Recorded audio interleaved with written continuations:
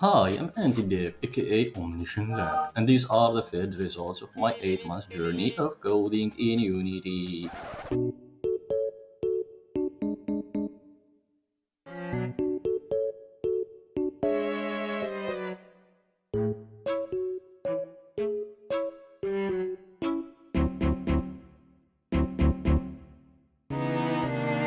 Yeah, it was a bit of a shit show. I'm still broke, bitchless, and brainless, but I know Unity's particle system, kinda. Anyway, backstory. About a year and a half ago, I was a mere 17 years old, brain-rotted teen with nothing but school friends, 18 lazy hours on YouTube daily, and the obsession with Minecraft Let's Plays. Then, by mere chance, or maybe fate, I stumbled on something new, something more interesting than even hentai anime, making muck by a small, unknown, but thick YouTuber named Danny. That's where my journey began. First step, convince my parents to buy me a laptop. Yeah, you heard me. Now, here's the thing you should know. I'm a pretty good liar. I told them I needed it for university because I wanted to study computer science. The catch, I didn't even know if I'd qualify or get into university. Mostly because my grades were, not the best. To put it in perspective, 50 out of 100 is a passing grade. My best? A whopping 60. But as you can see, I somehow convinced them to get me a HP Victus Gaming 15 with 8 gigabytes of RAM, GTX 1650 GPU, 512 gigabytes SSD.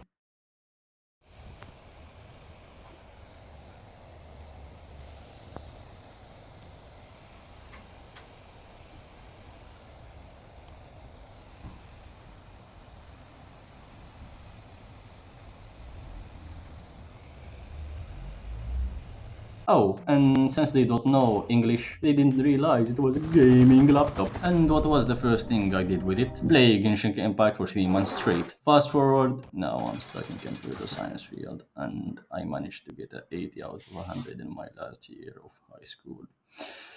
We do not care. Now the progress. In the beginning, I don't have footage from that era because I deleted everything out of shame. Like every Unity dev, I started with the brackies, but yapped in Visual Studio and I understood nothing. Still, as a dumbass 17 years old, fully cognitive human being I was, I powered through the tutorials. After finishing the game with zero understanding of coding, I kid you not, I jumped into Unity and tried to make the next GTA.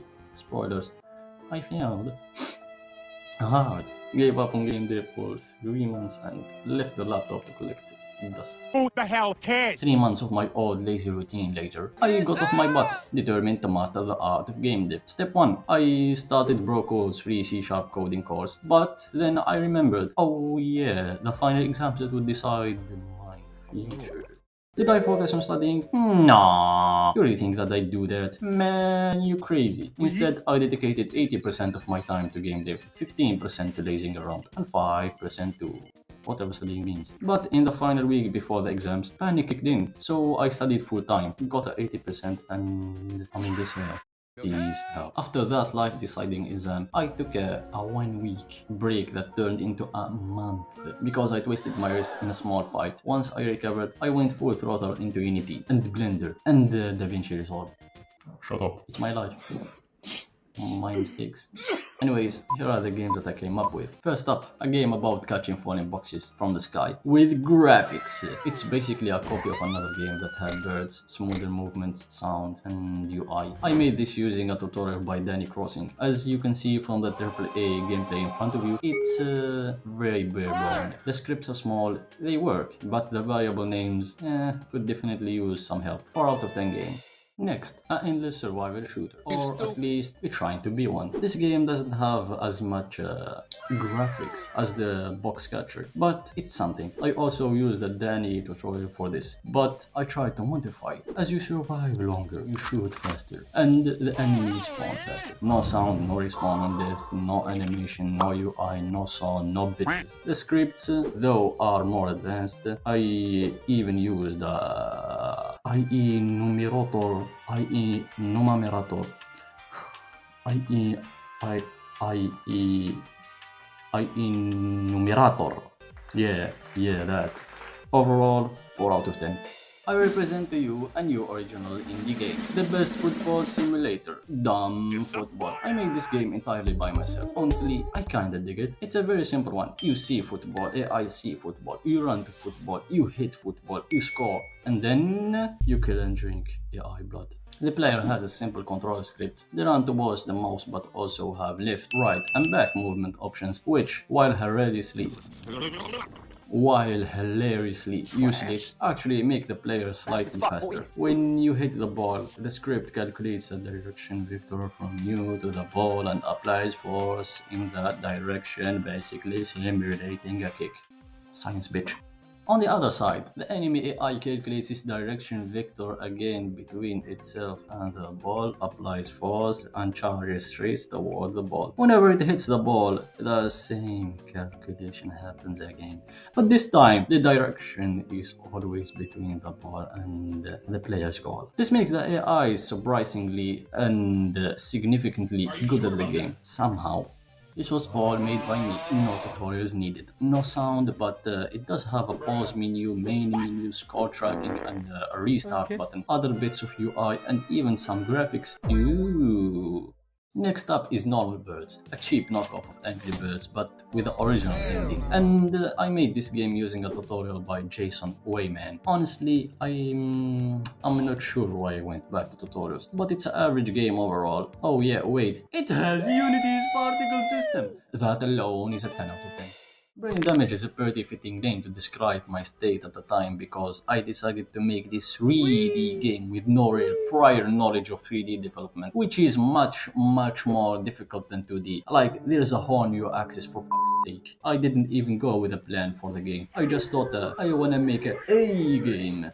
Anyway, this turned into a 5-level parkour-ish game, where the camera system sucks and the movement system will cause you unforeseen trauma. Note, there are two critical features in a parkour game. The first level is just 3 walls with static platforms. The walls get higher to simulate difficulty, but the terrible camera and the movement systems make it hard enough. If you somehow continue without quitting, leaving a bad review, or insulting my entire existence, you'd reach a second level, which is equally and unsurprisingly dogshit. This time, the platforms move and break all laws of physics and logic as they push you down through the floor. Riding them isn't the best physics simulation experience. Honestly, nothing in this game does justice to Mr. Physics. The third level is time-based. Your goal is to reach the opposite wall, but if you hit one of the small walls, you'd get stuck for a few seconds, then be released. The idea is decent, but the execution is very bad. I mean, there's a massive shortcut on the right side that lets you skip the win. You stupid. Yeah, brain damage. The fourth level is a mix of the first 3 levels, but with an annoying twist. You need to jump across a red platform onto small ones to reach the end. But if you touch the black platform, GG's, good game, you're stuck on it forever. With the only way out is to restart the entire game. That game mechanic was by choice. Yeah, let that sink in. Finally, there is a race. I told you I didn't have any plan or clue about what this game is supposed to be. You get automatically positioned at the start, and after 3 seconds, you start running. You can only control side movements. There are normal and magnetic walls that you can get stuck on, and your goal is, once again, to reach the last wall before the timer runs out. If you somehow win, you get this message. 2 out of 10. Never do this again, ever. This one's name is Gravity Maze Runner, but there are no mazes in it, not even one. Why did that name it that? Don't know. The game's shtick is that you can change gravity from down to left, right, up, front, back, and down again. Sounds cool, right? No. Once again, the camera system and movement strike, making this mechanic unbearable. Seriously, I'd rather do something less awful than this.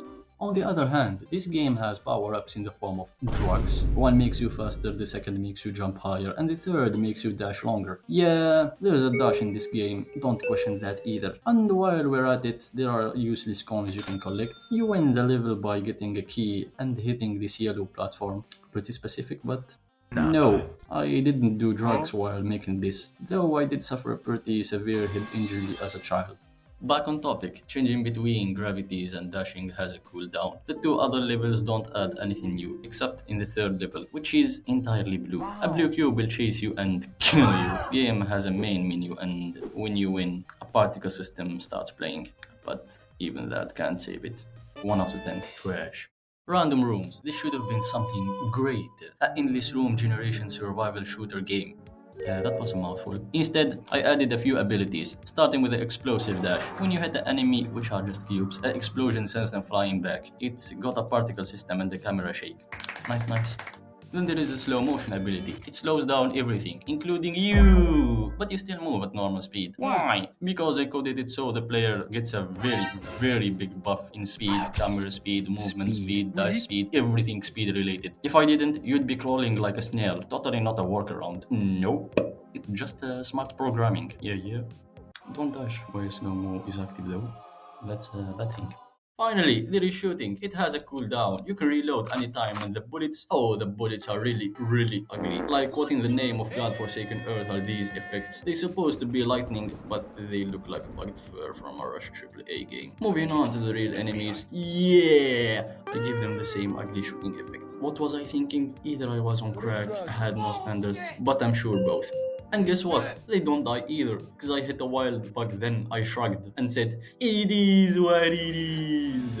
Now the game sits collecting dust, 0 out of 100, and whomever made this game should be nothing. He serves zero purpose. He should kill himself. No! And finished. That's not the name, but the state of this thing, and my life too. I got tired of how trash my movement systems were, so I decided to follow a tutorial series from Dave/gamedevelopment. I followed him closely and made sure to understand what he was doing, and got the basic crawl and slope movements right, but I started messing everything up when I reached the sliding tutorial. Keeping momentum after leaving a slope while sliding didn't work. Matter of fact, foreshadowing everything doesn't fucking work. Wall running works, but the direction you run on is just a suggestion. Sometimes you look forward and run backwards, and other times it just works fine. And at first, I thought, is the wall normal vector? No. Then it must be the side of the wall the players run on. No. Okay, let's just project the damn player's movement direction itself to the wall itself. Nah. So I left wall running and jumped to implement wall jumping. You get it? Jump to wall jumping. Like they have a... Anyways, I had deviated far from Dave's code by now, so I took this on myself, and without fail, I failed. Unsurprising. It kinda works sometimes, never more than sometimes. By that time, I had no energy and was completely tired. So I moved to the next thing, wall climbing. This was pretty simple, so I got it in fast, but janky. Didn't care, don't care, will not care. I immediately moved on to adding the next thing, which is wall climbing, jumping. So many wall-based movements, right? At this point, I couldn't concentrate. I was sick of these consecutive failed games, more like extremely consecutively failed games. Then I hit a random bug that stopped the player from wall jumping entirely. I gave up, not just on the game, but on programming for like a whole ass week. Even before that, I wasn't following my schedule. I worked for a day, then took 2 or 3 days off, which made this game take up to a fucking month. Damn. Minus 100 out of 10. This thing is trash. After a week, shaders, this isn't even a game. It's just me trying to make a game look more visually appealing. I discovered VFX and shader graphs and thought, yeah, let's do this. First I tried learning the VFX graph. Total failure. No, scratch that. Downright fucked up. But I didn't stop there. I went for the shader graph next. Same results. Like, bruh. I followed the tutorial step by step, word for word, click for click. And what did I get? Effects so awful they'd make a 2000 PC crash out of sheer embarrassment. Then I thought, maybe I'd code the shaders myself. Same disaster. I don't think I even left any shaders. Oh wait, I didn't, because I deleted all of them out of fear my laptop crashing out. After 6.5 months of average, no, mostly horrendous games, I decided to actually learn game dev properly this time. But this time, I really stuck to it. How? By remaking all the pre-2000 games, like the old ones. First on the list, that one ping pong game. I started by making a plan for the game and naming it. My main goal was to learn new things about Unity, but unlike last times, I made sure to keep both the plan and the game simple. Why? Because I'm in university now. Between preparing to cheat, Blender, and editing, I didn't have much time for Unity, but I pushed forward and really finished it in 9 days. Here it is, within all its glory.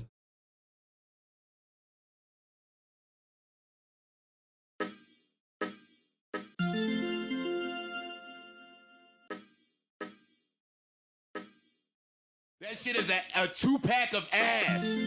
The fuck are you talking about? That shit stinks.